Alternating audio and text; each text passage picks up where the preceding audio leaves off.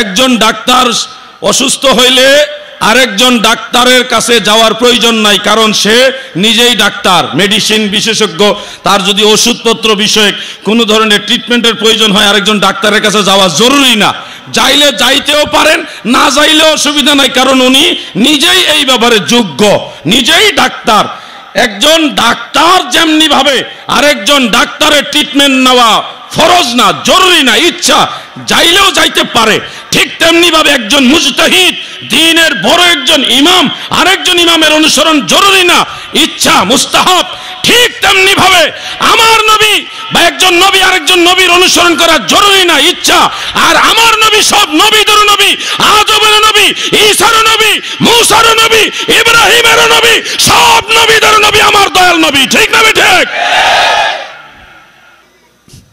নবী রাখালের বেশে মা খাদিজার দেশে বকরি যে চরাইতেন জঙ্গলায় গো নবীজি, কোন সাধনে পাইব তোমায়। ওই নায়ার অবদেশে আসলেন মানব ভেষে, কোন সাধনে পাইল আব্দুল্লাহ গো নবীজি, কোন সাধনে পাইব তোমায়। হুর পরি নুরিগণ করল কত সাধন, কোন সাধনে পাইল আমেনা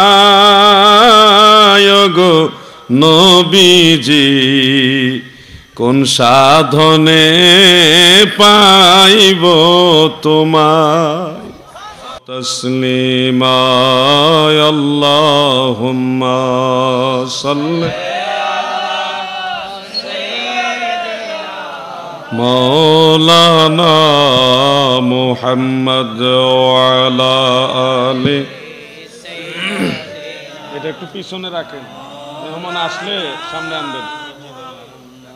আল্লাহুম্মা সাল্লি আলা, বক্সের ভলিউমটা কেন যেন না করে, ভলিউমটা মোটা করেন বক্সের ভলিউমটা। ওয়া আলা আলি সাইয়্যিদিনা মাওলানা, তুমি আল্লাহর প্যারা হাবিব, তোমার সাথে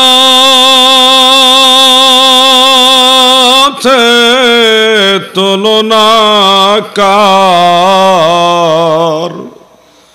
তোমার মতো আরশ ভ্রমণ করে নাই কোনো পয়গম্বর। আল্লাহুম্মা সাল্লি আলা, মারহাবা।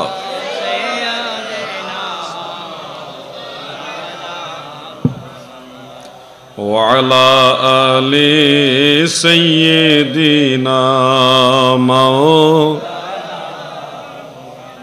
इसमें जात अल्लाह अल्लाह अल्लाह अल्लाह अल्लाह अल्लाह अल्लाह अल्लाह अल्लाह, एक ताले अल्लाह अल्लाह अल्लाह अल्लाह। এই আপনি জিকির করার দরকার না, আস্তে করেন। আল্লাহ আল্লাহ আল্লাহ আল্লাহ।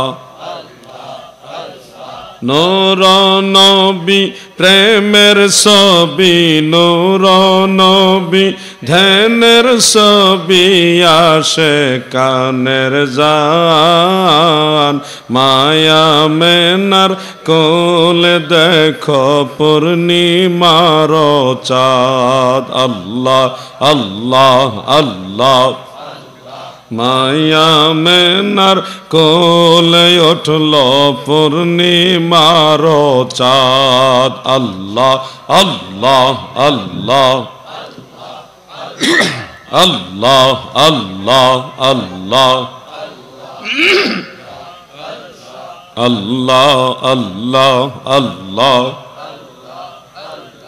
লা ইলাহা ইল্লাল্লাহ মুহাম্মাদুর রাসূলুল্লাহ সাল্লাল্লাহু আলাইহি ওয়াসাল্লাম।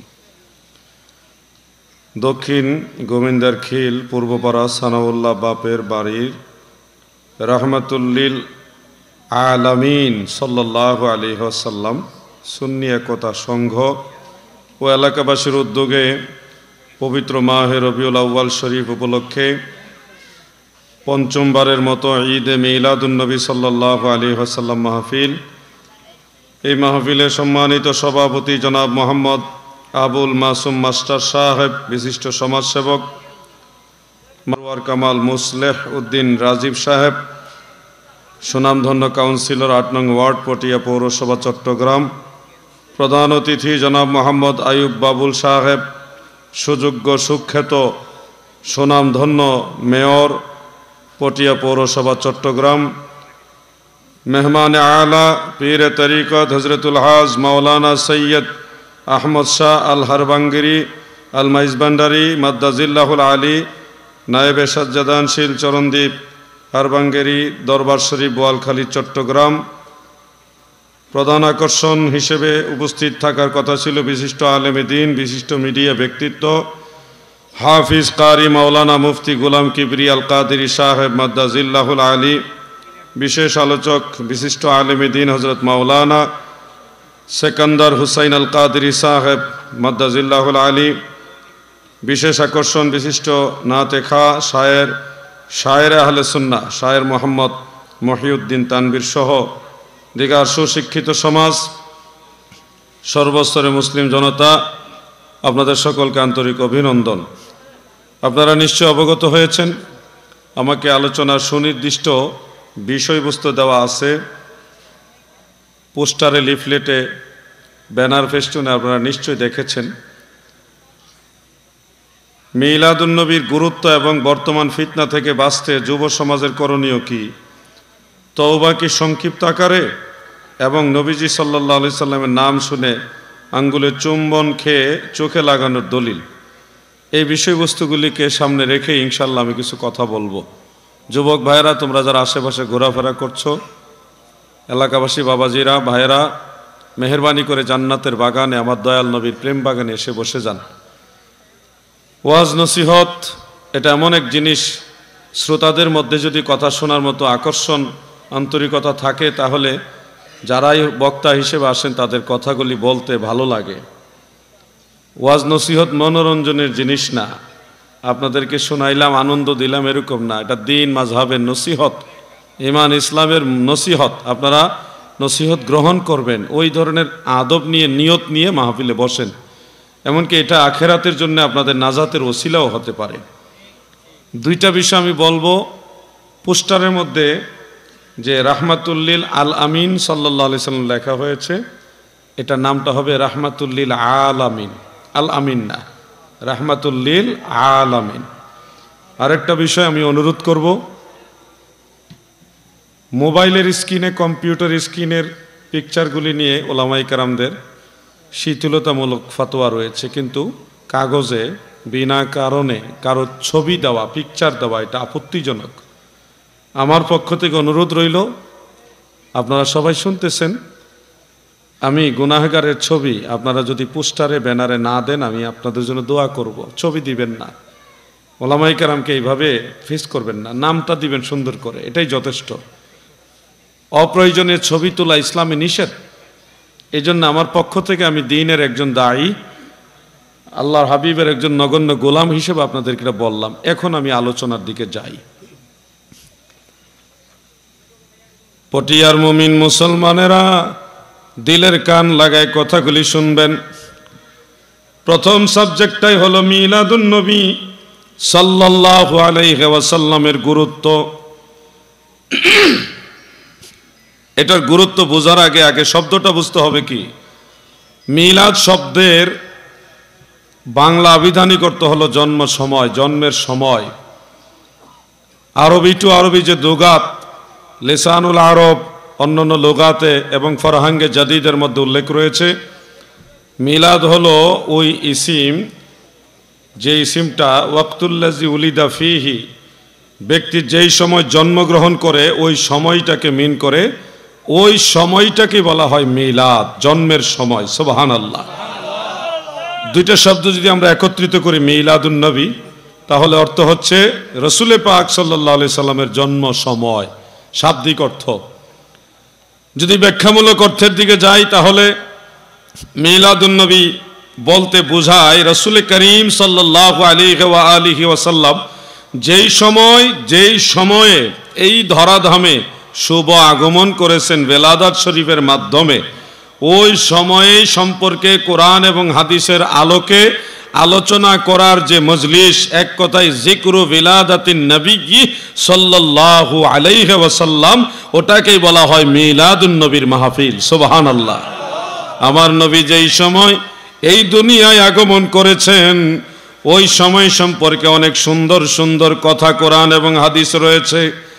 প্রিয় ভাই বন্ধুরা আমার, আমি দু একটা উপমা আপনাদের সামনে তুলে ধরি। উপমা নয়, বাস্তবতা। আমার দয়াল নবী যেদিন এই ধরাধামে আব্দুল্লাহর পেশানি থেকে মা আমেনার গর্ভে স্থানান্তরিত হবে, ওই দিন আমার আল্লাহ জান্নাতুল ফেরদৌস সহ জান্নাতের সবগুলি দরজা খুলে দিয়ে ফেরেশতাদেরকে বললেন, গোটা দুনিয়া জান্নাতি সুবাসে সুশোভিত করো, গোটা দুনিয়াকে আমি আল্লাহর হুকুম আলো দ্বারা, নূর দ্বারা ভরপুর করে দাও। ফেরেশতারা তোমরা লাইনে লাইনে দাঁড়িয়ে যাও, আমার বন্ধু আব্দুল্লাহর পেশানি থেকে আমেনার গর্ভে স্থানান্তরিত হচ্ছে। আজকে তোমরা সবাই আমার রসুলের উপরে সালাতু সালাম পাঠ করো। মারহাবা ইয়া মারহাবা ইয়া মারহাবা রাহমাতাল লিল আলামিন, মারহাবা। বলেন মারহাবা ইয়া।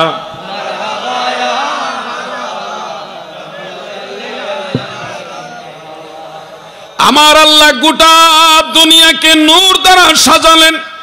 ওই দিন সারা পৃথিবী নূরে নূরে নূরান্বিত হয়ে গেছিল, সব কিছু আল্লাহর নূরে আলোকিত হয়েছিল। এমনকি জান্নাতের সবগুলি দরজা আমার আল্লাহ খুলে দিয়েছে, গোটা দুনিয়া সুগন্ধি দ্বারা ভরপুর হয়ে গেছে। শোনো মন দিয়া, শায়েখ আব্দুল হক মুহাদ্দিস দেহলভী রহমাতুল্লাহ আলাইহি মাদারুজুন নবুওয়াতের মধ্যে এই সুন্দর সুন্দর দলিলগুলি উল্লেখ করেছেন। কিছুটা দলিল মাওয়াহিবুল লাদুনিয়ার মধ্যে আল্লামা ইমাম শিহাবুদ্দিন কাস্তালানি রহমাতুল্লাহ আলাইহি উল্লেখ করেছেন।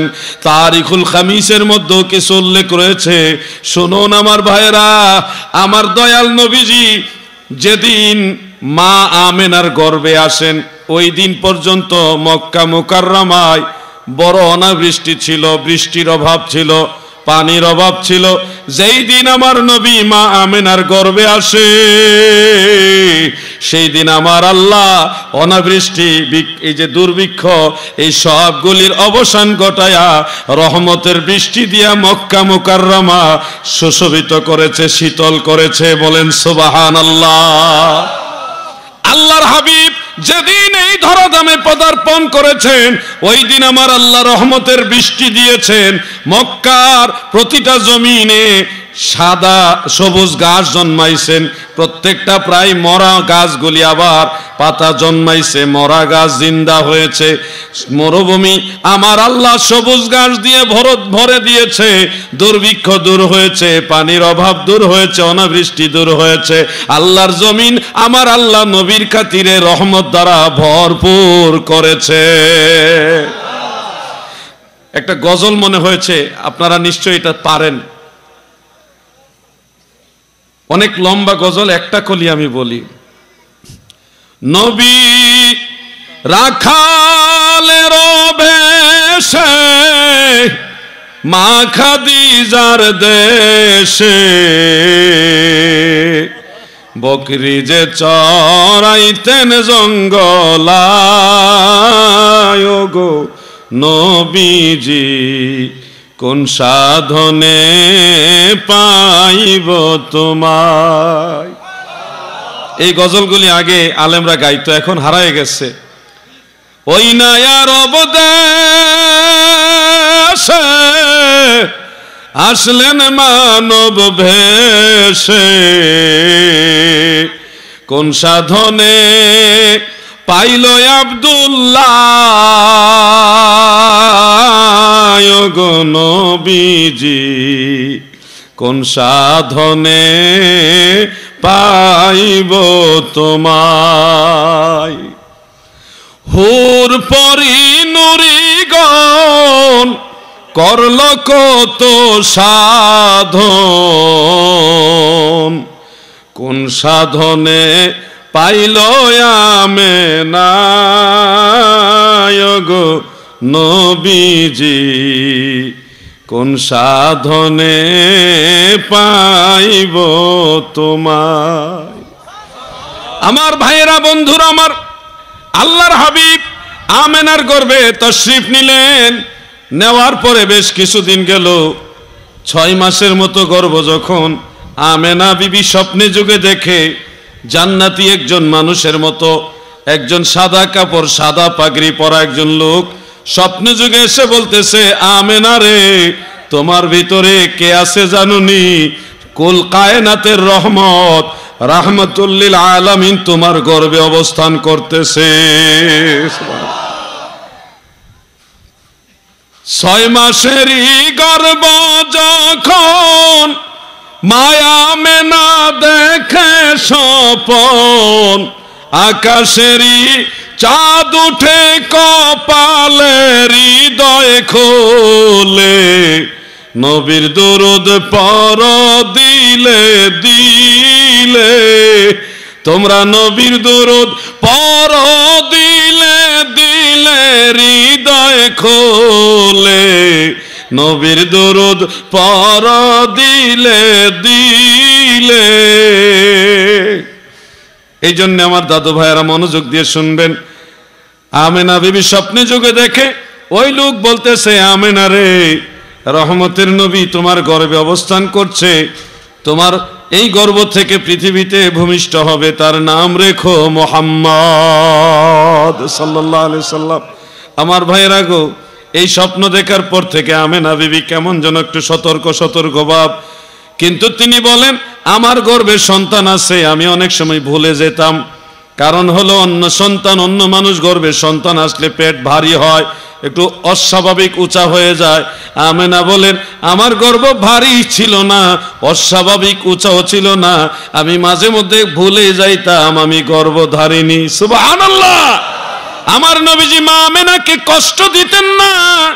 দয়াল নবীজি কখনোই মা আমেনাকে লাথি বা একটু উষ্টা দেওয়া, পেটের ভিতর থেকে নড়াচড়া করে কষ্ট দেওয়া নবীজি এরকম করে নাই। আমার দাদু ভাইয়েরা গো, আমার দয়াল নবীজি যেদিন এই ধরাধামে আসবে, যেদিন আমেনার গর্ভ থেকে এই জগতে আসবে, ওই দিন নবীজির দাদা আব্দুল মুত্তালিব কাবাঘর তাওয়াফ করতেছেন। কাবাঘর তাওয়াফ করে এইদিকে আমেনা বিবি ঘরের মধ্যে অবস্থান করছে। শুনেন মনোযোগ দিয়ে, ওই সময় তিনি দেখেন জান্নাত থেকে 3 জন, কোন কোন বর্ণনে আছে 4 জন লম্বা লম্বা নারী জান্নাতি পোশাক পরে আমেনার ঘরে হাজির হয়েছে। 3 থেকে 4 জন নারী বিবি আমেনার ঘরে হাজির হয়ে সালাম দিয়ে বলে, আমেনা রে, ভয় পেও না, আমি তোমার মা, আমি তোমার মা বিবি হাওয়া, আদমের স্ত্রী আমি বিবি হাওয়া, তোমার সহযোগিতা, তোমার খেদমত করার জন্য আসছি। পাশের থেকে আরেকজন দাঁড়ায় বলে, বিবি আমেনা গো, ভয় পাবেন না, আমি ফেরাউনের স্ত্রী আসিয়া, আসিয়া কিন্তু ভালো ছিল, আবেদা সালেহা ছিলেন, আমি আসিয়া আপনি আমেনার খেদমত করার জন্য এসেছি। এরপর আরেকজন বলতেছে, আমি ঈসা নবীর মা মরিয়ম, আপনার খেদমত করার জন্য আপনার ঘরে এসেছি। সুবহানাল্লাহ।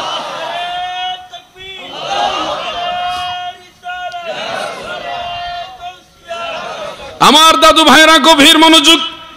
3 জন মহিলা ঘরে আসলো নি, হঠাৎ অজ্ঞাত অপরিচিত তিনজন মহিলা একটু একটু ভয় পাচ্ছে। হঠাৎ দেখে জান্নাতি একটা ছোট মোরগ অথবা কবুতর, সাদা রঙের একটা কবুতর ওনার ঘরের মধ্যে প্রবেশ করলো। প্রবেশ করে কবুতরটা মা আমেনার বুকের উপরে বসে কিছুক্ষণ থাকলো। এরপরে আমার আল্লাহ ওই কবুতর বসার পর থেকে বিবি আমেনার সিনার ভিতরে যে ভয় ছিল, ভীতি ছিল, ওই ভয় ভীতিটা একেবারে দূর করে দিয়েছে। সুবহানাল্লাহ। বিবি আমেনা বলেন, এরপরে আমি তাকায় দেখি আমি আমেনার ওই ঘরে আল্লাহর নূর দ্বারা ঘর ভরপুর হয়ে গেছে। ওই নূর এত বেশি ছিল গো, আমি দেখলাম আমার আল্লাহ এই নূর দ্বারা সারা পৃথিবী আলোকিত করে দিয়েছে। সারা দুনিয়ায় শুধু নূর আর নূর, এত নূর বিচ্ছুরিত হয়েছে। সারা পৃথিবী আমার আল্লাহর নূর দ্বারা আলোকিত করেছে, আসমানের ফেরেশতাদেরকে নামিয়ে দিয়েছে। আমেনা বলেন, আমি তাকায় দেখি আমার আল্লাহ আমার অন্তরচক্ষু খুলে দিয়েছে। আমি তাকায় দেখি আকাশের প্রতিটা গ্রহ নক্ষত্র সবগুলি আল্লাহর হাবিবের আগমনে আনন্দিত হয়ে পৃথিবীর কাছাকাছি চলে আসছে। আমি ভয় পাচ্ছি ওই তারকাগুলি আমার উপরে পড়ে যায় কিনা। সুবহানাল্লাহ। ত্রিভুবনের প্রিয় মোহাম্মদ এলো রে দুনিয়ায় রে। আহা,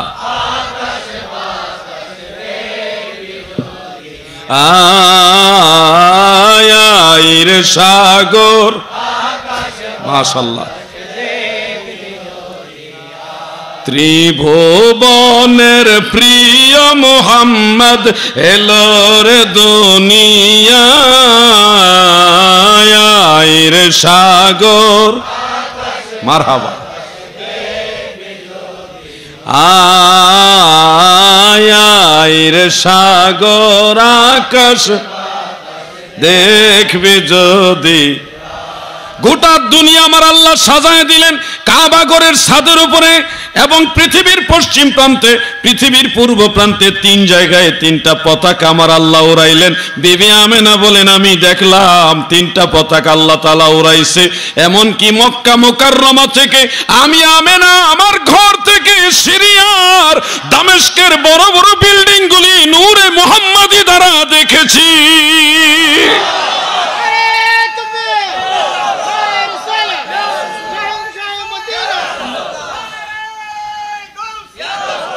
আমার দাদু ভাইরা আমেনা বিনতে ওয়াহাব বলেন, এই অস্বাভাবিক জিনিসগুলি দেখে আমি যেন কেমন কেমন হয়ে গেলাম।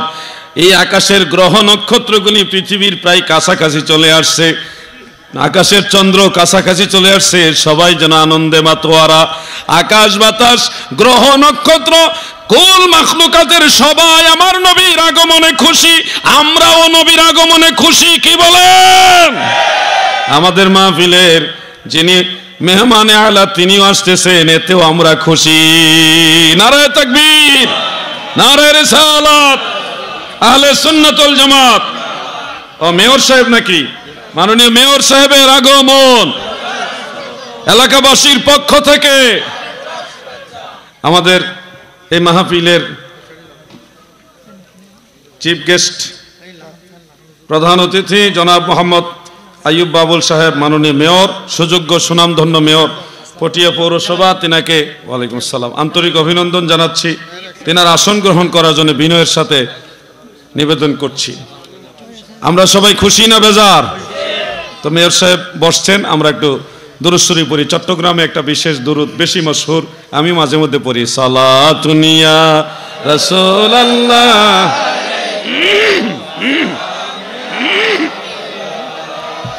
সালাতুন ইয়া রাসূলুল্লাহ,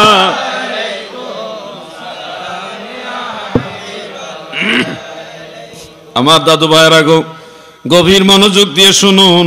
আমার দয়াল নবীজি যেদিন এই ধরাধামে শুভাগমন করেন, সেদিন আরো কিছু ঘটনা ঘটেছে।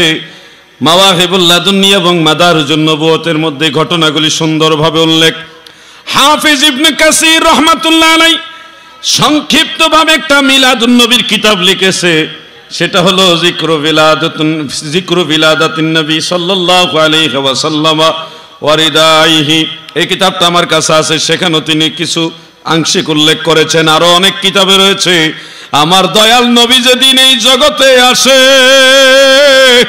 রহমতের নবী যেদিন এই ধরাধামে পবিত্র কদম মুবারক রাখে, ওই দিন আমার আল্লাহ এমন এক কিছু নিদর্শন দেখাইছে। কাবা ঘরের ভিতরে 360টা মূর্তি ছিল।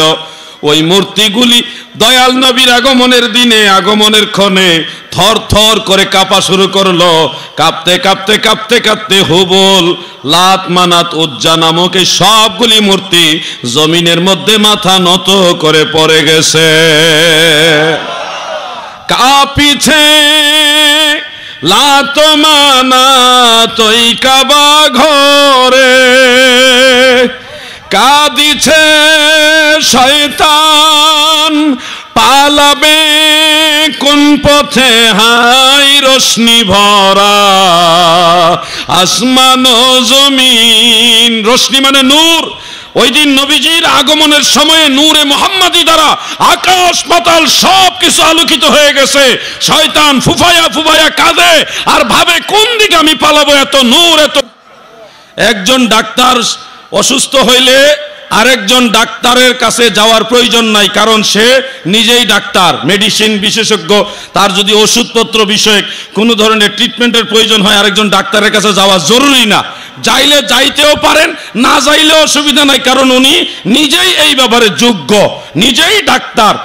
একজন ডাক্তার যেমনি ভাবে আরেকজন ডাক্তারের ট্রিটমেন্ট নেওয়া ফরজ না, জরুরি না, ইচ্ছা, যাইলেও যাইতে পারে, ঠিক তেমনি ভাবে একজন মুজতাহিদ, দ্বীনের বড় একজন ইমাম আরেকজন ইমামের অনুসরণ জরুরি না, ইচ্ছা, মুস্তাহাব।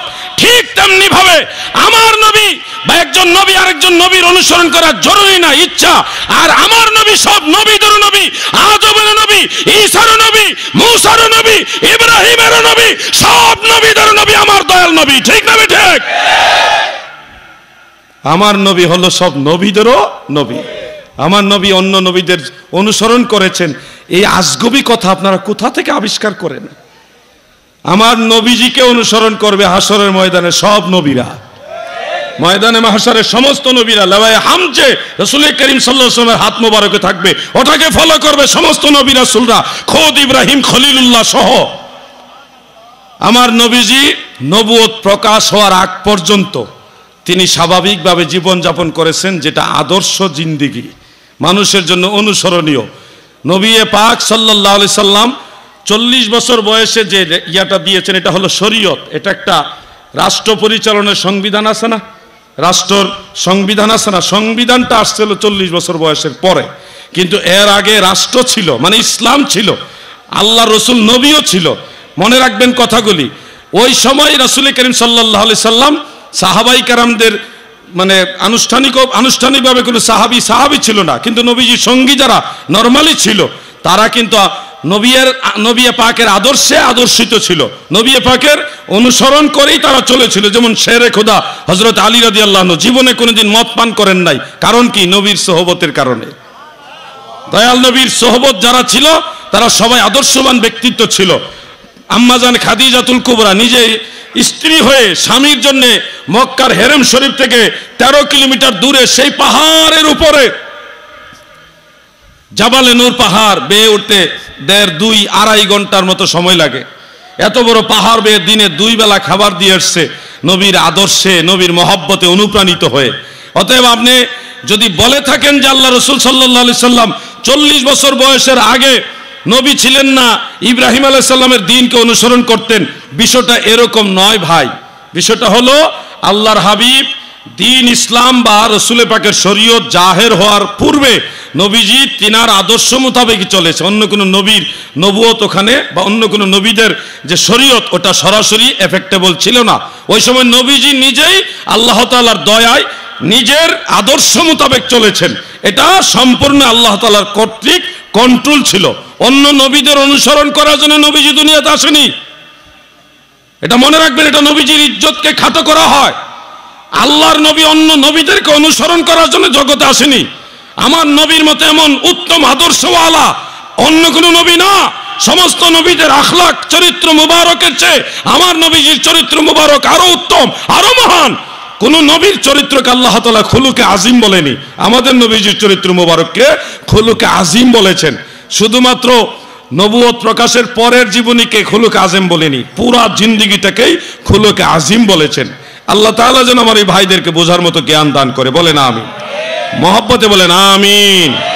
দাদু ভাই আমার, আপনি যদি বলেন ইব্রাহিম আলাইহিস সালামের শরীয়ত নবীজি অনুসরণ করতেন, তাহলে এখানে প্রমাণ হয়ে যাবে নবীজি ইব্রাহিম আলাইহিস সালামের উপরে নাজিলকৃত সহিফাগুলি ফলো করেছেন।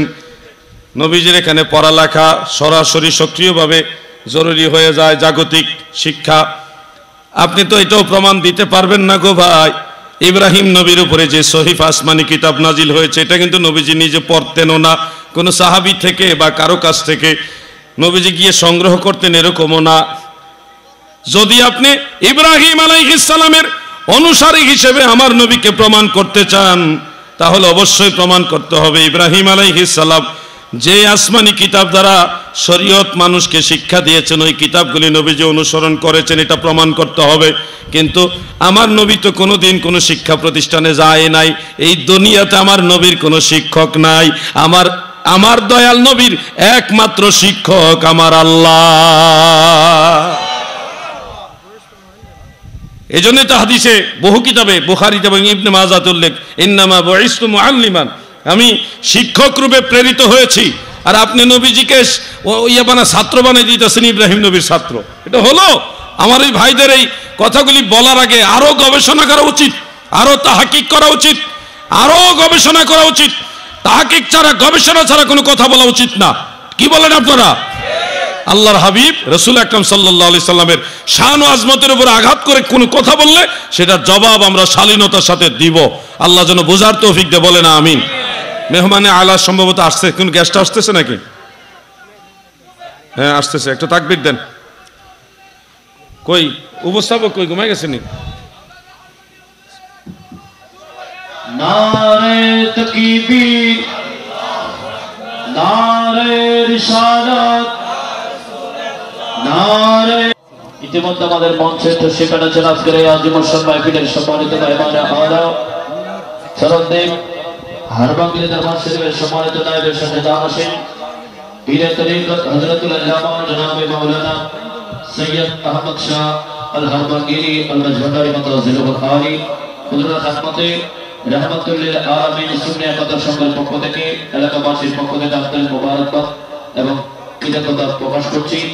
এবং সাথে সাথে মঞ্চে তশরিফ আছেন আজকের এই আজিমুল শান মাহফিলের সম্মানিত প্রধান অতিথি, পটিয়া পৌরসভার সম্মানিত মেয়র, বিশিষ্ট সমাজসেবক জনাব মোহাম্মদ আইয়ুব বাবুল সাহেব। ওনাকে আয়োজক কমিটির পক্ষ থেকে আন্তরিক মোবারকবাদ এবং শুভেচ্ছা জ্ঞাপন করছি। আপনারা যারা দাঁড়িয়ে আছেন, মেহরবানি করে আদব রক্ষা করতে আপনারা মাহফিলে বসে মাহফিলের সর্বোচ্চ আদব রক্ষা করুন। প্রিয় ভাইয়েরা আমার, আমরা একটা দরুদ শরীফ পড়ি, যেহেতু আওলাদে ওলি আওলাদে রসুল আসছেন।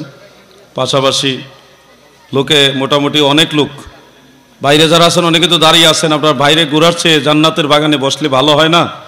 সবাই ভিতরে এসে বসার আহ্বান জানাচ্ছি। আর একটা দরুদ শরীফ। নবী তুমি পাপীর কান্ডারি গো নবী, দয়াল নবী তুমি গুণমণি, দয়াল নবী তুমি গুণ। আমার ভাইয়েরা গো, আল্লাহর হাবিব আমার দয়াল নবীজি, এই কমায় দেন ভাই, কথা বিকৃত হয় না যেন। আমার কথাগুলি মানুষ বুঝুক, আমি এটা চাই। আল্লাহর হাবিব আমাদের দয়াল নবীজি এই ধরাধামে আগমনের সময় স্পষ্ট করে বলেছেন, ওয়াশহাদু আন্নী রাসূলুল্লাহ, আমি আল্লাহর রসুল। এই ডিক্লার দিলেন। এরপরে আমেনা বিবি বলেন, কিছুক্ষণের জন্য আমার আল্লাহ তাআলা আমাকে এই পৃথিবী জড়জগৎ থেকে একটু কিছুক্ষণের জন্য আলাদা করে রাখলেন। আমি আমার ছেলেকে দেখলাম না, ছেলেকে আমি দেখি না, আমি কোথায় আছি তাও জানি না। কিছুক্ষণের জন্য আল্লাহ তাআলা আলাদা করে দিলেন বিবি আমেনাকে, অথবা আমার নবীজিকে কিছুক্ষণের জন্য আলাদা করলেন।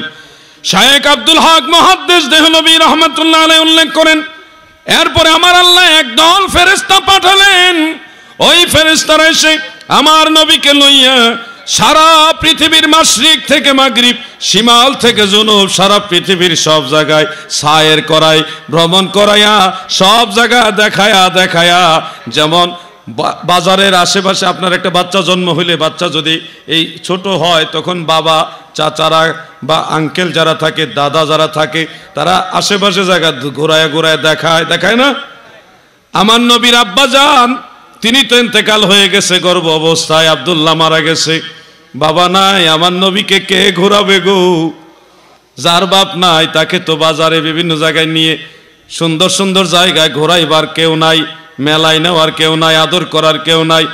এই জন্য আমার আল্লাহ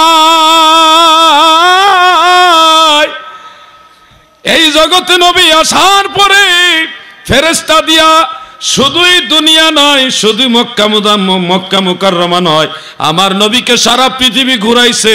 মেরাজে নিয়ে আরশে আজিম সহ লামাকানে কাবা কাউসাইন পর্যন্ত আমার আল্লাহ ঘুরাইছে। সুবহানাল্লাহ। আমার দাদু ভাইয়েরা গো, এরপরে নবীজিকে আবার আমেনা বিবির কাছে পাঠানো হলো। আমি পুরা ইতিহাস টানতে গেলে অনেক কথা বলতে হবে। নবীজির শিশুকাল, বাল্যকাল, এখানে বহু কথা আছে, আমি কথা ইতি করলাম। কারণ ওয়াজ আমি এইভাবে সাধারণত করি না, দলিল ভিত্তিক একটা মাসালা কেন্দ্রিক কথা বলি। আজকে আপনাদের শুধু বললাম রসুল করিম সাল্লাল্লাহু আলাইহি ওয়াসাল্লামের বেলাদাত শরীফের এই মূল ঘটনাটা শুধু বললাম, শিশুকাল বাল্যকালটা আনলাম না। এই যে ঘটনাগুলি, এগুলি বিভিন্ন রেওয়ায়েত থেকে সাহাবিত, বিভিন্ন হাদিস থেকে প্রমাণিত, এগুলির সনদ আছে। হাফেজুল হাদিস তবকার মুহাদ্দিস যারা, ইমাম জালালউদ্দিন সুয়ুতি সাধারণ আলেম না, ইমাম ইবনু কাসির উনিও হাফেজুল হাদিস, ইমাম আবুল খায়ের ইবনে জাজারি উনিও হাফেজুল হাদিস, ইমাম ইবনু নাসিরউদ্দিন দিমাশকি উনিও হাফেজুল হাদিস। আমার কাছে তালিকা রয়েছে, অনেকগুলি কিতাবও মওজুদ রয়েছে। 220 হিজরির পর থেকে 1200 হিজরি পর্যন্ত, 220 হিজরি থেকে 1200 হিজরি পর্যন্ত প্রায় 130টা কিতাব লেখা হয়েছে। 130টা মিলাদুন নবীর কিতাব লিখেছেন যুগে যুগে সব ইমামরা। সুবহানাল্লাহ বলেন। আমাদের অনেক ভাইয়েরা অজ্ঞতা সুলভ বলে থাকেন 604 হিজরিতে মিলাদুন নবীর আবিষ্কার হয়েছে। আল্লাহর দোহাই লাগে ভাই, এরকম বলো না। 604 হিজরিতে ইরবিল শহরের বাদশাহ মুজাফফরউদ্দিন কাউকাবারি রহমতুল্লাহ আলাই, তিনি রাষ্ট্রীয়ভাবে ব্যাপক আয়োজনের মাধ্যমে মিলাদুন নবীর অনুষ্ঠান করেছেন, এটা আমরা জানি। কিন্তু এটার অর্থ এই না যে এর আগে মিলাদুন নবী ছিল না। রাষ্ট্রীয়ভাবে বাংলাদেশে মিলাদুন নবী পালন হয়েছে। বঙ্গবন্ধু কন্যা মাননীয় প্রধানমন্ত্রী এবং মহামান্য রাষ্ট্রপতি মহোদয়, তিনাদের বদলতে ডক্টর আল্লামা কাফিলউদ্দিন সরকার সালিহি সহ সুন্নি আলেমদের উসিলায় গত 3-4 বছর আগের থেকে রাষ্ট্রীয়ভাবে মিলাদুন নবী পালন হইতেছে। এখন রাষ্ট্রীয়ভাবে 3 বছর আগে থেকে মিলাদুন নবী বাংলাদেশে আসছে। এটার অর্থ কি এই যে এর আগে বাংলাদেশে মিলাদুন নবী ছিল না? এর আগেও তো বাংলাদেশে মিলাদুন নবী ছিল। ঠিক বিষয়টা এরকম।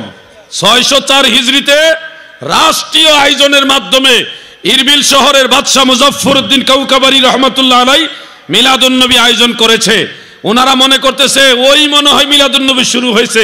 না রে ভাই, এর আগেও মিলাদুন নবী ছিল। আমি তোমাকে কিতাবের নাম সহকারে দেখাতে পারবো। যেমন হাফিজুল হাদিস ইমাম ইবনে জাওজি রহমতুল্লাহ আলাই, তিনি 597 হিজরিতে ইন্তেকাল করেছেন। তিনি মিলাদুন নবীর উপরে কিতাব লিখেছেন, মাউলিদুন নববী শরীফ, মাউলিদুল আরুস এই নামে একটা কিতাব লিখেছেন, মিলাদুন নবীর কিতাব। উনি তো মারাই গেছেন 597 হিজরিতে। 597 তো 604-এর আগে না পরে? 604-এর আগে না? উনি এর আগে কিতাব লিখে গেছেন মিলাদুন নবী। আমি তো সেটা বলছি না। 233 হিজরিতে মারা গেছেন একজন ইমাম, উনি পর্যন্ত মিলাদুন নবীর কিতাব লিখেছেন। 287 হিজরিতে ইন্তেকাল হয়েছে আরেকজন ইমাম, ইমাম তুতুসি রহমাতুল্লাহ আলাই, উনিও মিলাদুন নবীর কিতাব লিখেছেন। আল্লাহর দোহাই লাগে শুধু বলবো হাফেজ ইবনে হাজার আসকালানি, হাফেজ শামসুদ্দিন সাখাবি, হাফেজ শামসুদ্দিন জাহাবি, হাফেজ ইবনে কাসির, হাফেজ জালালউদ্দিন সুয়ুতি, হাফেজ ইবনে তাইমিয়া পর্যন্ত মিলাদুন নবীর পক্ষে ফতোয়া দিছে। আপনারা মনে করেন না যে আমি আন্দাজে কথা বলতেছি। হাফিজুল হাদিস ইমাম ইবনু নাসিরউদ্দিন দামেশকি উনি মিলাদুন নবীর কিতাব লিখেছে। হাফিজুল হাদিস ইমাম জাইনুদ্দিন ইরাকি ইবনু হাজার আসকালানী শায়েখ উস্তাদ উনি মিলাদুন নবীর কিতাব লিখেছেন। হাফেজ আবুল খায়ের শাইখুল কুররা ইমাম ইবনে জাজারি রাহিমাহুল্লাহ উনি মিলাদুন নবীর কিতাব লিখেছেন। অনেকগুলি কিতাব আমার গাড়িতেও আছে, পুরান কিতাব। আপনারা বলতেছেন 604 হিজরি আগে মিলাদুন নবী ছিল না। আমরা দেখি 604 হিজরি আগে মিলাদুন নবীর দলিল তো আসছিল, কিতাবও ছিল, ইমামরা মিলাদুন নবী মানতো, ওনারা এটার পক্ষে কিতাব লিখে গেছে। মারহাবা বলেন। আরেকটা অভিযোগ আমার ওই ভাইয়েরা বলে থাকে যে আওলাদের রাসূল তৈয়ব শাহ হুজুর রহমাতুল্লাহ আলাই ঈদে মিলাদুন নবী বানাই গেছে, এর আগে মিলাদুন নবী ছিল না, ঈদ মানে ছিল না, ঈদ ছিল না। ওনারা বলে আল্লাহর দোহাই লাগে রে ভাই, তৈয়ব শাহ হুজুর ঈদ বানাইছে না, ঈদ মক্কার মানুষেরও পালন করেছে। আমি বলে যাই কিতাবের নামটা নোট করে রাখো, হাফিজুল হাদিস ওয়া শাইখুল কুররা, হাফিজুল হাদিস ওয়া শাইখুল কুররা আল্লামা ইমাম আবুল খায়ের ইবনে জাজারি রহমাতুল্লাহ আলাইহি আরফুত তারিফ বিমাউলিদিশ শরীফ। আমার কাছে কিতাবটা আছে, আমার গাড়িতেও আছে, কেউ চাইলে দেখাতেও পারবো। আরফুত তারিফ বিমাউলিদিশ শরীফ সেই কিতাবের মধ্যে উল্লেখ, উনি ইন্তেকাল করেছে 833 হিজরিতে। উনি বলেন 792 হিজরিতে আমি হজে মক্কা মুকাররমায় গিয়ে দেখেছি, দীর্ঘ সময় সেখানে অবস্থান করে দেখেছি, মক্কার মুসলমানেরা রবিউল আউয়াল শরীফে দয়াল নবীজির বেলাদাত শরীফ যেই ঘরে হয়েছে মা আমেনার ঘরে, ওই এলাকায় সবাই দলে বলে সবাই ওখানে উপস্থিত হতো এবং মিলাদুন নবীর দিনকে ইয়াউমে ঈদ হিসেবে পালন করত। মারহাবা বলেন।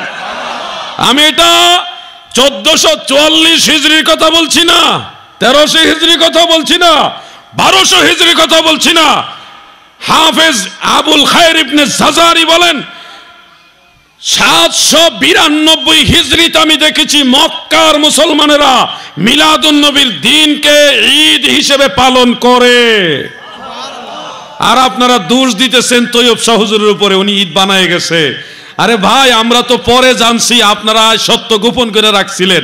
আমরা জানি এই মিলাদুন নবী বাংলার সুন্নিরা বানায়নি, মিলাদুন নবী নবীর উম্মতেরা সেই আগের থেকেই পালন করে আসতেছে, যেটা মুসলমানের জন্য সবচেয়ে বড় আনন্দের দিন। ঠিক না বেঠে?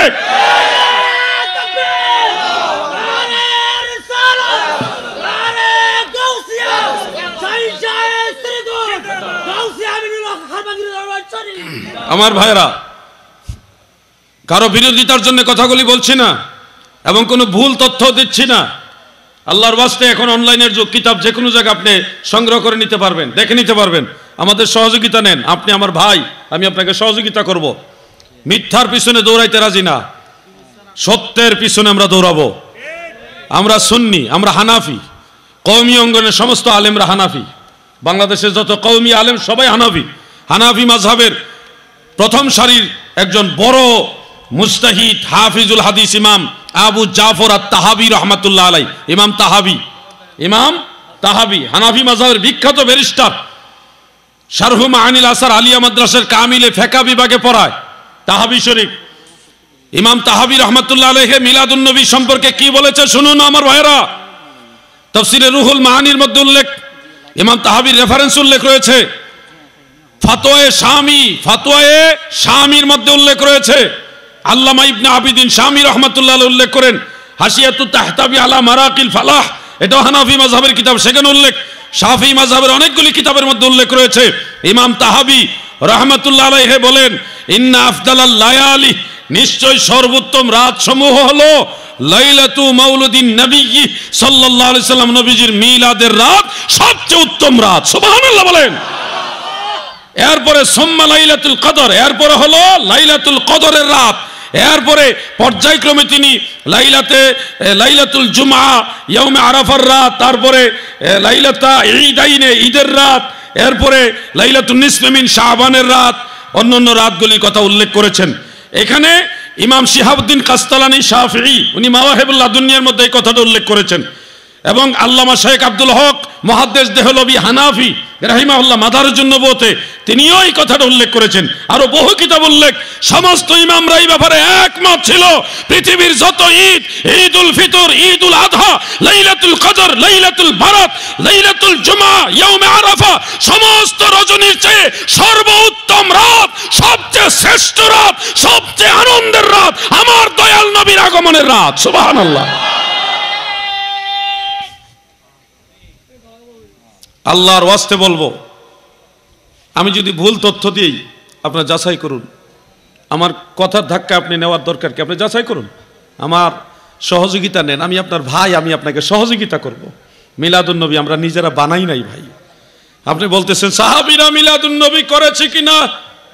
জি করেছে। কোন জায়গার কোন রেওয়ায়েতের সনদ নাই শুধু ওইটা নিয়ে সমালোচনা করছেন, কিন্তু সনদ ওয়ালা মিলাদুন নবীর বহু হাদিস আছে, এগুলি নিয়ে আলোচনা করছেন না কেন ভাইয়া? আমরা তো বলি না মিলাদুন নবী শুধু ওই সনদ বেলা ইসনাদ যে রেওয়ায়েতগুলি হাদিসগুলি আছে এগুলির উপর মিলাদুন নবী নির্ভরশীল না। মিলাদুন নবীর পক্ষে তো আরো বহু হাদিস আছে।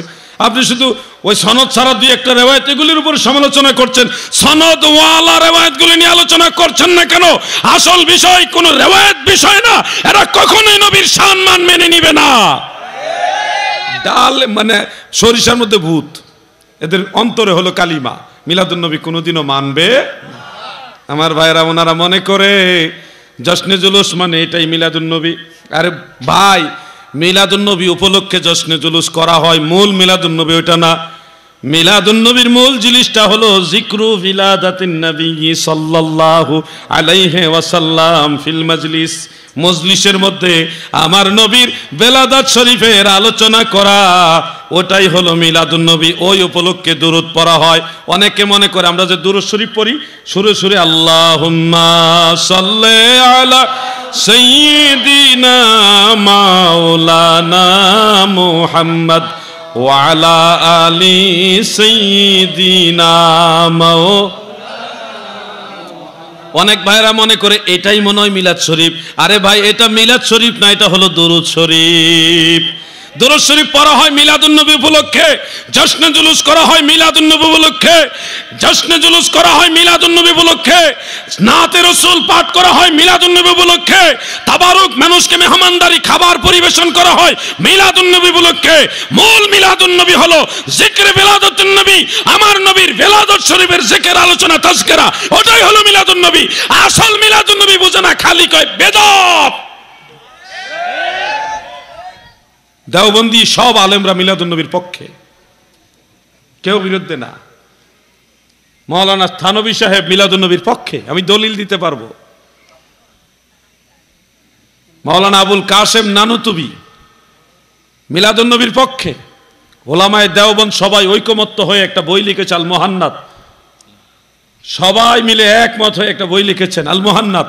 সেখানে সবাই ঐকমত্য হয়ে বলেছেন মিলাদুন নবী আমরা মানি। আজকে যারা নিজেদেরকে দেওবন্দি দাবি করে মিলাদুন নবী মানে না, এরা আসলে দেওবন্দি না, ডাইরেক্ট খারেজি। বন্ধুরা আমার, দাদু ভাইরা আমার আলোচনাটা আমি সংক্ষেপ করতেছি, বিস্তারিত জানার জন্য বইটা আপনারা সংগ্রহ করে নেবেন। এটা আমার লেখা বই। ঈদে মিলাদুন নবী সাল্লাল্লাহু আলাইহি ওয়াসাল্লাম মিলাদ কিয়ামের উপরে লিখেছি ভাই। ওয়াজ আজীবন একেবারে চিরদিন করতে পারবো না, যতদিন বেঁচে আছে ততদিন করতে পারবো, কিন্তু মিলাদুন নবীর দলিলগুলি যেন মানুষের হাতে হাতে পৌঁছে যায়, এই জন্য আমি ব্যবস্থা নিয়েছি। এটা কোনো আমার ব্যবসা না, এটা আমার খেদমত। এই বইটা নিয়ে আসবে, আপনারা সংগ্রহ করে রেখে দেন 100 টাকা। জশ্নে জুলুসের দলিল, মিলাদুন নবীর দলিল, ঈদের দলিল, কেয়ামের দলিল, যা প্রশ্ন আছে তাদের সব এটার মধ্যে পাবেন। নবী কত তারিখ বেলাদত হয়েছেন, কত তারিখ ইন্তেকাল শরীফ করেছেন, এগুলি নিয়ে তো একতলাপ তৈরি করে সবগুলি এটার মধ্যে ডিটেলস দলিল সহকারে দিয়েছে। বইটা সংগ্রহ করে রেখে দেন। এবং তরিকতপন্থী যারা আছেন আপনাদের জন্য বইটা, মাজার জিয়ারত পূজা নয় সুন্নত ও কদম বসির বৈধতা। মাজারে কেন যায়, মাজারে নিয়ত করে যাওয়া যাবে কিনা, মাজারের কাছে গিয়ে দোয়া করা যাবে কিনা, মাজারবাসীর ওসিলা ধরা যায় কিনা, মাজারের দিকে ফিরে দোয়া করব না পশ্চিম দিকে ফিরে করব, মাজার পাকা করা যাবে কিনা, মাজারে ফুল দেওয়া যাবে কিনা, এরপরে আরও অনেক মাজার সাথে সংশ্লিষ্ট যত বিষয়গুলি আছে, মাজারের উপর ঘর তৈরি করা, তাবিজ দেওয়া, গিলাপ দেওয়া, এটার মধ্যে সব আছে। কদমবুসির বৈধতা, পীর মুর্শিদের পায়ে চুমা দেওয়া, মা বাবার কদমবুসি করা, এটার পক্ষে বইটা লিখেছি। 100 টাকা হাদিয়া, 2টা বই 100 টাকা করে, 100 টাকা করে। আরেকটা আছে শবে বরাত ও শবে মেরাজ। শবে বরাতে রোজা রাখি, শবে বরাতে আমরা রাত জেগে ইবাদত করি, শবে মেরাজে রোজা রাখি, শবে মেরাজে রাত জেগে ইবাদত করি। নবীজি আল্লাহ তাআলাকে চর্মচক্ষু দ্বারা দেখেছেন, আরশে আজিমে গিয়েছেন, এর উপরে গিয়েছেন। শবে বরাত এবং শবে মেরাজের সাথে সংশ্লিষ্ট যতগুলি দলিল আদিল আপনাদের জানার দরকারি, বইটা সংগ্রহ করে রেখে দেন, অবহেলা করবেন না। সন্তানের হাতে বই তুলে দেন। খেলনার চেয়ে বই অনেক দামি। খেলনা অস্থায়ী আর বইটা স্থায়ী। এটা ইলিম, এটা জ্ঞান। আপনার সন্তানের হাতে সুন্নি আলেমদের বইগুলি থাকলে বাতেলরা তাকে পথভ্রষ্ট করতে পারবে না। অন্ততপক্ষে সত্যটা যাচাই করার মতো তার সুযোগ থাকবে। মহিলাদের জন্য এই বইগুলি নিয়ে যান, সংগ্রহ করেন। এই বইগুলি আপনাদের জন্য বিশাল বড় বড় মাইল ফলক হবে। আজ বুঝবেন না, যখন পেছে পড়ে যাবেন তখন বুঝবেন। এই বইগুলি নিয়ে আসতেছে, আপনারা সংগ্রহ করে নেবেন। আমার আলোচনার আরও বিষয় আছে, আমি ওই বিষয়টা নিয়ে কথা বলবো। আর একটু দুরূদ শরীফ পড়ি। আল্লাহুম্মা সাল্লি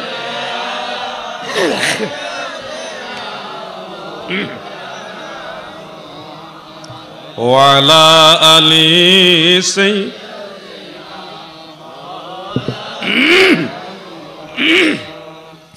আমার ডানে বামে যারা বসে আছেন ওনারা অনেক জ্ঞানীগুণী মানুষ।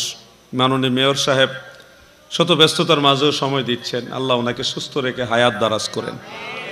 আমাদের মেহমানে আলা, যিনি আওলাদে ওলি, আওলাদে রসুল, তিনিও আসছেন। আমি আপনাদের খেদমতে মদিনাওয়ালার নালায়েক একজন গোলাম। সেই হিসাবে আরেকটা বিষয় আপনারা পোস্টারে দেখেছেন, তওবার ব্যাপারে বলা হয়েছে। তওবা কি সংক্ষিপ্ত আকারে? আসলে সংক্ষিপ্ত আর বিস্তারিত মূল বিষয় না। মূল বিষয়টা হলো অন্তর থেকে যেই কাজটা করেছেন, অন্যায় কাজ, এটার জন্য অনুশোচনা করা, এটা হলো মূল বিষয়।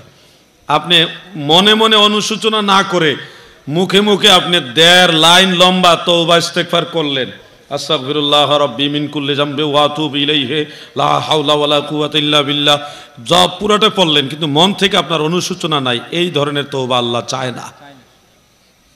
আপনি ভুল স্বীকার করে নেওয়া এবং ওই কাজ থেকে ফিরে আসা, ওটাকে বলা হয় তওবা। অন্যায় করেছেন, সাথে সাথে আল্লাহর কাছে বলেন, আল্লাহ আমি এটা ভুল করে ফেলেছি, আমি এটা করব না, এটার নাম হলো তাওবা। আরবি বললে ভালো, যদি আরবি নাও পারেন বাংলা ভাষায় যদি বলেন, আল্লাহ আমি ভুল করেছি, আমাকে ক্ষমা করে দেন, আমি এটা করব না, এটাও তাওবা। হ্যাঁ, আরবের ভাষায়, দয়াল নবীর ভাষায় বলা সুন্দর। আস্তাগফিরুল্লাহ, আস্তাগফিরুল্লাহ, আস্তাগফিরুল্লাহ, এইভাবে নবীজি সালাম ফিরাবার পরে 3 বার করে পাঠ করতেন উম্মতকে শিক্ষা দেওয়ার জন্য। আমরাও এটা পাঠ করব বেশি বেশি। যার যার পীর ও মুর্শিদের কাছে যেইভাবে তওবা শিখেছেন, এটাই অন্তর থেকে বেশি বেশি করার চেষ্টা করবেন। আল্লাহ আমাদেরকে আমল করার তৌফিক দেন, বলেন আমিন। এরপর আরেকটা বিষয় দেওয়া আছে, আপনারা নিশ্চয়ই দেখেছেন। নবীজি সাল্লাল্লাহু আলাইহি সাল্লামের নাম শুনে আঙ্গুলে চুম্বন খেয়ে চোখে লাগানোর দলিল ওনারা জানতে চেয়েছেন, মাহফিল কমিটি জানতে চেয়েছেন। তাহলে বিষয়টা গুরুত্ব দিতে হবে কিনা? প্রিয় বন্ধুরা, নবী করিম সাল্লাল্লাহু আলাইহি ওয়াসাল্লামের ইসম শরীফ, নাম মুবারক আজানের মধ্যে যখন উচ্চারণ হয়, তখন প্রথমবার সাল্লাল্লাহু আলাইকা ইয়া রাসূলুল্লাহ, দ্বিতীয়বার কুররাত আইনি বিকা ইয়া রাসূলুল্লাহ বলে বৃদ্ধাঙ্গুলির নখে চুম্বনকে শোনাবো। উল্লেখ রয়েছে হাফিজুল হাদিস ইমাম সাখাবী রহমাতুল্লাহ আলাইহির মাকাসিদুল হাসানা কিতাবের 384 নম্বর পৃষ্ঠায়। এমনকি ইমাম মোল্লা আলী কারি হানাফি রাহিমাহুল্লাহ আসরারুল মারফুআ বি আখবারিল মাওদুআ, সেই কিতাবের মধ্যেও তিনি হাদিসটা উল্লেখ করেছেন। ফতোয়ায়ে শামি 2য় খণ্ড 64 নম্বর পৃষ্ঠায় ইবনে আবিদিন শামি রহমাতুল্লাহ আলাইহি তিনিও এই হাদিসটা উল্লেখ করেছেন। তাফসিরে রুহুল বায়ান 7ম খণ্ড 262 পৃষ্ঠার মধ্যে আল্লামা ইসমাইল হাক্কি হানাফি রাহিমাহুল্লাহ তিনিও এই হাদিসটা উল্লেখ করেছেন। তাফসিরে জালালাইনের হাসিয়ার মধ্যে রয়েছে। এছাড়া আরো বহু কিতাবে এই হাদিস উল্লেখ। হযরত আবু বকর সিদ্দিক রাদিয়াল্লাহু তাআলা আনহু বর্ণনা করেন, আল্লাহর হাবিব আমাদের দয়াল নবী মজলিসে বসে আছেন। এমত অবস্থায় হযরত বিলাল রাদিয়াল্লাহু তাআলা আনহু আযান দিচ্ছেন। আযানের মধ্যে এক পর্যায়ে আশহাদু আন্না মুহাম্মাদার রাসূলুল্লাহ পাঠ করার পরে হযরত আবু বকর সিদ্দিক সাল্লাল্লাহু আলাইকা ইয়া রাসূলুল্লাহ বলে বৃদ্ধাঙ্গুলির মধ্যে কাব্বালা ইবহামাইনে ওয়া মাসাহা আলা আইনাইনে, এই বৃদ্ধাঙ্গুলির নখের মধ্যে চুম্বন খেয়ে দুই চোখের মধ্যে এইভাবে মাসহ করলেন। দ্বিতীয়বারও যখন হযরত বিলাল আশহাদু আন্না মুহাম্মাদার রাসূলুল্লাহ পাঠ করলেন, তখন আবু বকর সিদ্দিক কুররাত আইনি বিকা ইয়া রাসূলুল্লাহ পাঠ করে নখের মধ্যে চুম্বন খেয়ে এইভাবে চোখের মধ্যে মাসহ করলেন।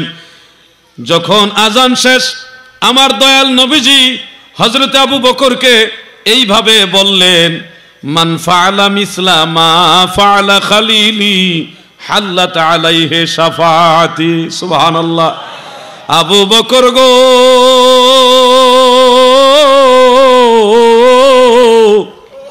যে বা যাহারা এই ধরনের আমল করবে, যেই ধরনের আমল তুমি করেছো, আমি রাসূলুল্লাহ জানায় গেলাম তাকে শাফাআত করে জান্নাতে নেওয়া আমি রাসূলুল্লাহর জন্য বৈধ হবে, আবশ্যক হবে।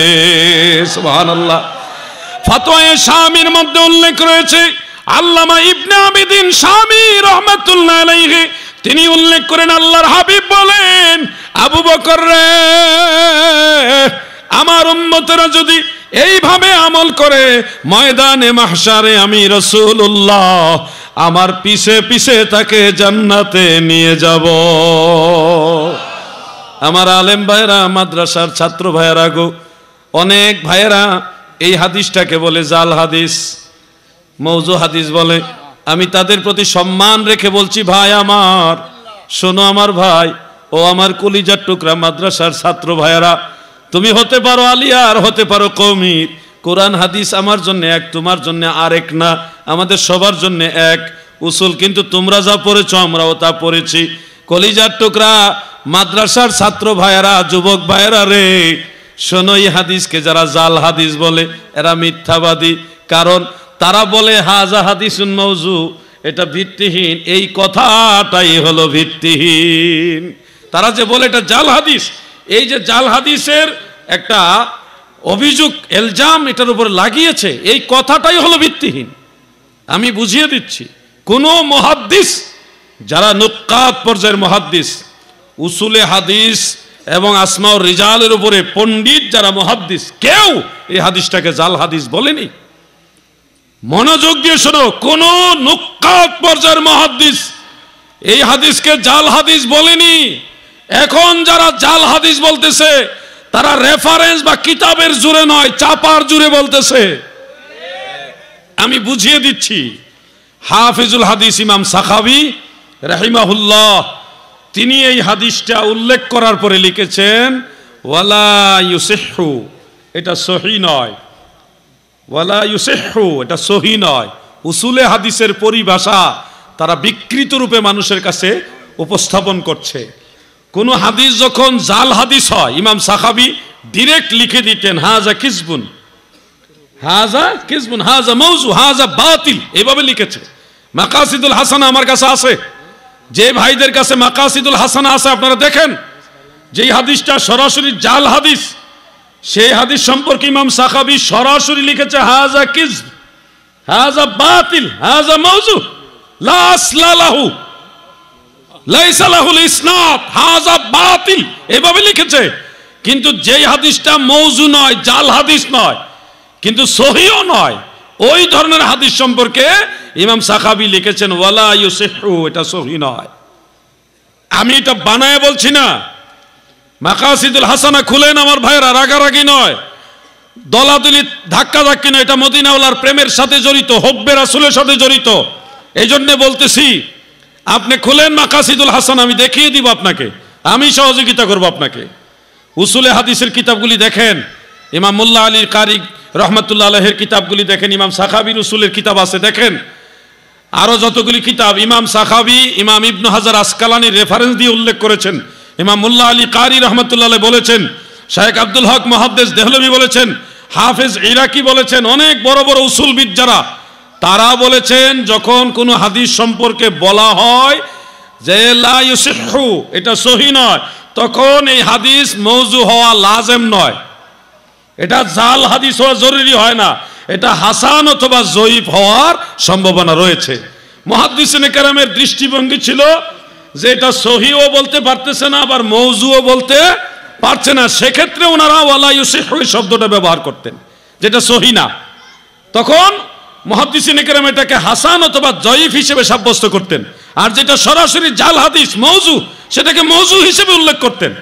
আল্লাহর দোহাই লাগে ভাই, আমি পক্ষপাতিত্ব করে কথা বলছি না, তোমাদের আলেমরা যারা এই হাদিসটাকে জাল হাদিস বলে তাদেরকে বলো পৃথিবীর কোন নির্ভরযোগ্য মুহাদ্দিস এটাকে মওযু বলেছে, রেফারেন্স দিতে বলো। অনলাইনের যুগ, আমরা দেখব, তোমরাও দেখো, তারা পারবে না ইনশাআল্লাহ, আমরা দেখাতে পারবো।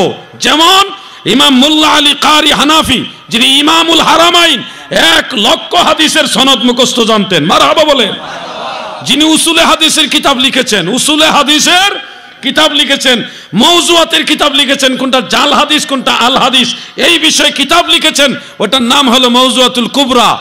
মওযুয়াতুল কুবরা, যেটার আরেকটা নাম আসরারুল মারফুআ।